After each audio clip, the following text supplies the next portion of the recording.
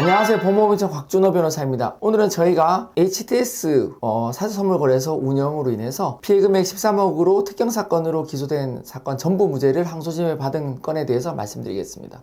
저희가 담당했던 그 피고인은 사주선물거래소 소위 말하는 HTS를 운영하신 분이시고, 그래서 밑에 총판을 두고 총판을 통해서 소위 고소인을 소개받아서 이 고소인 이 거래소에 13억 원의 금액을 투자를 한 것입니다. 그래서 내가 13억 원을 이 HTS 사주선물거래소를 믿고 투자를 했기 때문에 내가 쏘았다, 그러니까 사기다, 이렇게 해가지고 주장을 했고요. 그래서 검사는 피해 금액이 13억이 넘기 때문에 사기, 특경사기죠. 특경사기, 그리고 자본시장법 위반으로 재판에 넘긴 것입니다. 일단 저희가 원심에 있어서도 똑같이 주장을 했거든요. 이 사건의 경우에 있어서는 사기가 아니라 도박에 가까운 것이고, 그리고 고소인 역시도 이런 내용에 대해서 전부 잘 알고 투자를 한 것이다 라고 주장을 한 것입니다. 그러나 원심에 있어서는 저희 주장이 받아들이지 않고 유죄가 나왔습니다. 하지만 저희는 원심에서 그치지 않고 항소심에서 무죄 주장을 하여 무죄 주장이 항소심에서 받아들여지게 된 것입니다.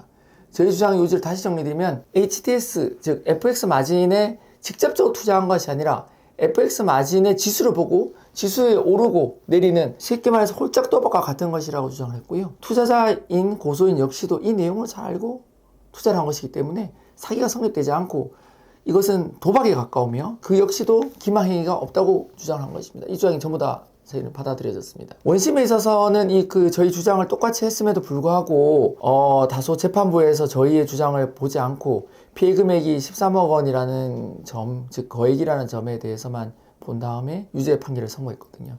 하지만 항소심에서는 저희가 다시 한번 이 주장을 그대로 주장하여서 결국은 무죄를 받아냈습니다. 그래서 지금 여기 이 사안에 있어서는 투자자가 13억 원의 금액을 이제 투자를 한 걸로 고소를 했거든요. 저희가 근데 이 사안을 보았을 때 13억 원이라는 금액 자체가 일반적인 선물 거래소에 넣는 금액치고는, 한 사람이 넣는 금액치고 상당히 크잖아요. 그리고 저희가 HTS 사건을 정말 많이 하는데요. HTS 사건은 항상 투자하는 사람들이 투자를 합니다. 여기 거래소에 하기도 하고 저기 거래소에 하기도 하고, 따라서 반드시 금액 정리를 해야 되는데 이 금액을 저희가 꼼꼼히 투자자들의 금액을 보니 이 거래소만 한 것이 아니었거든요. 그래서 상세한 내용을 다 말씀드리긴 그렇지만은 이 투자자 역시도 이 HTS가 일반적인 합법적인 게 아니라는 것을 알고 있었다는 거죠. 증권거래소의 그 선물 지수를 띄워놓고 있었지만은 지수가 상승할 것인지 또는 지수가 내려갈 것인지에 대해서 투자하는 것이지, 똑같은 증권사의 지수를 띄워놨다고 해서 반드시 그것이 증권거래소와 연계되어 있다, 이렇게 볼 수는 없다는 것을 주장하였습니다. 그래서 결과적으로 저희가 긴 싸움 끝에 전부 무죄를 받았습니다. HTS 사건으로는 정말 다양한 쟁점들이 있을 수 있고 싸움이 있는데요. 가장 핵심적인 부분에 있어서는 결국은 딴 돈을 돌려주는지 하는 부분이 첫 번째인 것입니다. 그것에 따라서는 공소장이 변경될 수도 있고, 두 번째로는 금액에 대한 정리입니다. 이것이 계속해서 대감기를 하잖아요. 제또 대감기를 하기 때문에 공소장상에 나와 있는 금액이 실제 피해금액이 아닐 수도 있고요.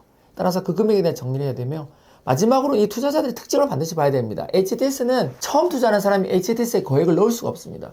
HTS에 투자를 해서 재미를 본 사람들이 계속해서 여기 넣었다 저기 넣었다 하기 때문에 HTS에 투자하는 사람들은 HTS가 어디에 실제로 있는지 이런 사실은 관심이 없고, 이 HTS 거래소가 먹튀인지 아닌지에만 관심을 두고, HTS 투자자들이 모여있는 그 블로그 같은 걸 보면은 먹튀를 가려내는 게 1번입니다.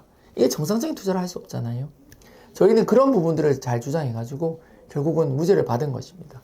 이 세부적인 이 투자자들의 이러한 방법과 그리고 거래소 운영 형태에 따라서 사기죄가 되는지, 도박계장죄가 되는지, 또는 사기죄에서 무죄가 되는지, 또는 사기죄에서 금액을 줄여서 최대한 낮춰서 합의를 이루어져야 되는지 다 달라질 수가 있거든요.